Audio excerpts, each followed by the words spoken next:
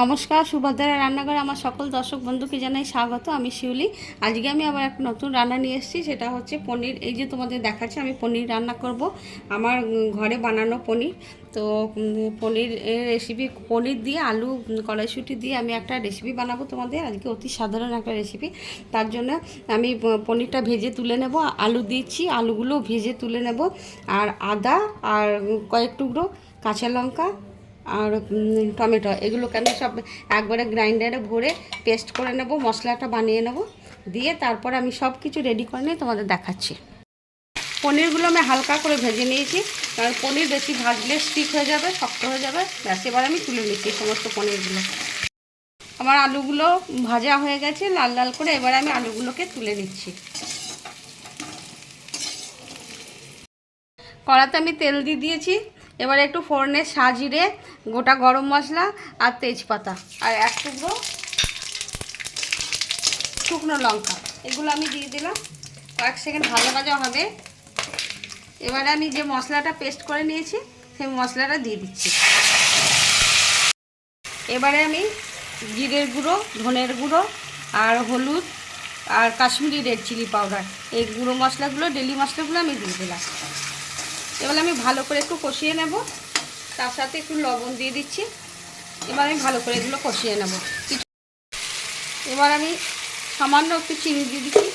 চিনিটা আমাদের রান্নার স্বাদে ব্যালেন্স রান্নার জন্য আমি চিনি ব্যবহার করি সবসময়। আমার মশলাটা কষানো হয়ে গেছে, তেল ছাড়া শুরু করে দিয়েছি। এবার আমি আলুগুলো, ভেজে রাখা আলুগুলো দিয়ে দিলাম। আলুগুলো দিয়ে একটুখানি কষিয়ে নেবো ভালো করে, তারপর আমি জল দেব।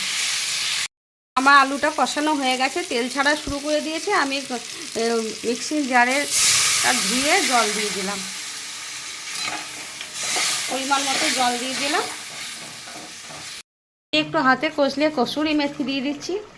তোমরা জানো পনিরের সাথে কসুরি মেথিটা খুব সুন্দর ভালো যায়। এবার আমি চাপা দিয়ে দিলাম। এবার আমি চাপাটা খুলে দেখি, একবার দেখেছি মধ্যখানে আমার আলুগুলো সিদ্ধ হয়ে গেছে প্রায়, তোমাদের দেখায় আলু সিদ্ধ একদম হয়ে গেছে। এবার আমি আমার ফ্রোজের কড়াইশুঁটি, হ্যাঁ, সেই জন্য আমি কষানোর সময় দিইনি, এগুলো খুব নরম হয় তো, এখন আমি দিয়ে দিচ্ছি। একটু ফুটে যাবে, আর এই যে পনিরগুলো ভাজা আছে আমি এবার পনিরগুলো দিয়ে দিচ্ছি।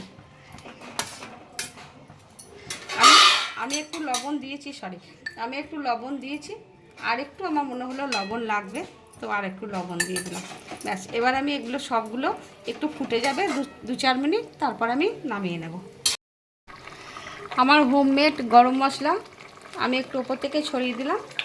এবারে আমি গ্যাসটা অফ করে দিচ্ছি, দিয়ে কিছুক্ষণ স্ট্যান্ডিং টাইমের জন্য রেখে দেবো, তারপর তোমাদের সার্ভ করে দেখাবো। আমার পনিরের রেসিপি রেডি এবং সার্ভ করে দিয়েছি। তো ওপর থেকে একটু ধনেপাতা কুচো ছড়িয়ে দিলাম। তোমরা এভাবে একবার অবশ্যই বানাবে, অতি সাধারণ এবং সাধারণ মশলা দিয়ে ঘরে থাকা সমস্ত উপকরণ দিয়ে আমি বানিয়েছি। তোমরা ঠিক এভাবে একবার বানাবে, বানিয়ে খেয়ে দেখবে, অসম্ভব সুন্দর হয় খেতে। আর আমি কথা দিচ্ছি তোমাদের একবার বানালে বারবার করে খেতে ইচ্ছা করবে।